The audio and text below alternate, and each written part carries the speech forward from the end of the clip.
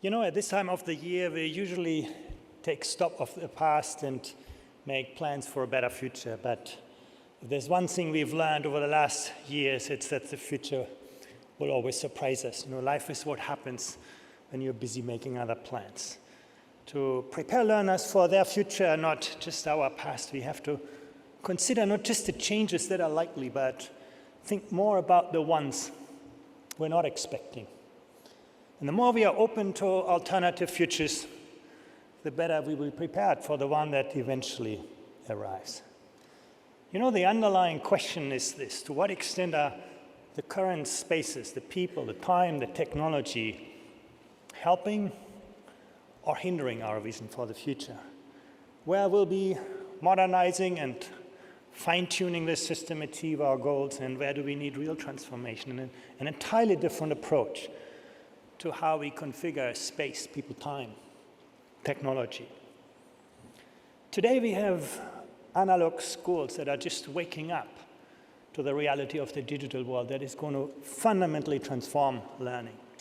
We know how to educate second-class robots, you know, people who are very good at repeating what we told them, but what will make us human in a world in which the kind of things that are easy to teach and test have become easy to digitize, to automate now? So what could transformation look like? Now, I mean, when we reconfigure the spaces where learning takes place, not simply by moving chairs and tables, but by using multiple physical and virtual spaces, both inside and outside of school. Think of full personalization of content and pedagogy enabled by cutting-edge technology, using body information, facial expressions, neural signals.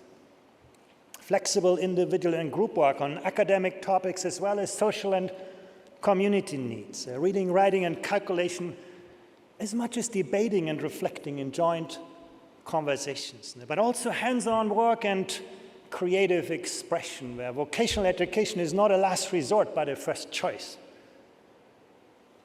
Or what if schools become learning hubs, using the strengths of communities to deliver collaborative learning, integrated formal and informal learning, and completely shifting time and relationships now. And that scenario recognizes that learning is never a transactional business. It's always a relational, a social enterprise. And to be fair, many school systems are already opening up to new stakeholders, decentralizing from the national to the local and sometimes the global. Power has become more distributed. Processes have become more inclusive. Consultation is giving way to co-creation. But what if schools disappeared altogether? When we start to learn anytime, anywhere, build on advancements of artificial intelligence, virtual and augmented reality, and the Internet of Things. As the distinction between formal and informal learning disappears, technology can give people true ownership over what they learn and how they learn and when they learn and where they learn in their life. You think that's far-fetched, but you know, the future is always there. A decade ago, we couldn't imagine how, you know, we would integrate much of our lives into our smartphones and digital assistants. At the OECD, we have constructed many of those future scenarios, and the future, of course, can be any combination of them. And the future is likely to look very different in different places on this planet now.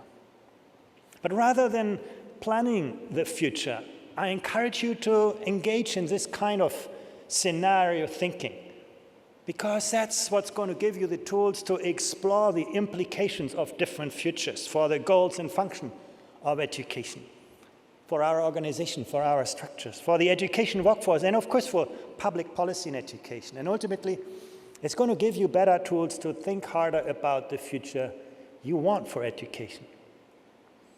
And it often means resolving tensions and dilemmas. You know, what's the right balance between modernizing and disruption? How do we reconcile new goals with old structures?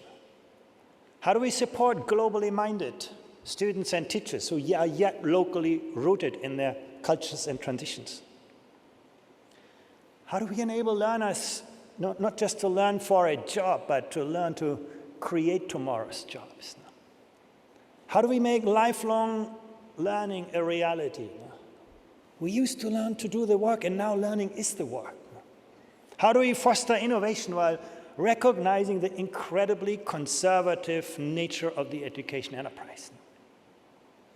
How do we leverage new potential with existing capacity?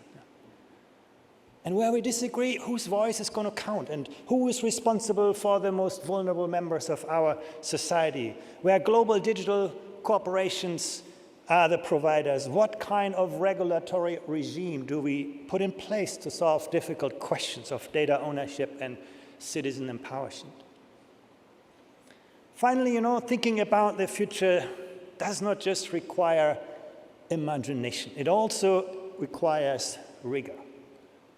Let's not get tempted to just choose a favorite future and then prepare just for that. That's what we've always done. And we cannot be affording to be caught off guard again. Thank you very much.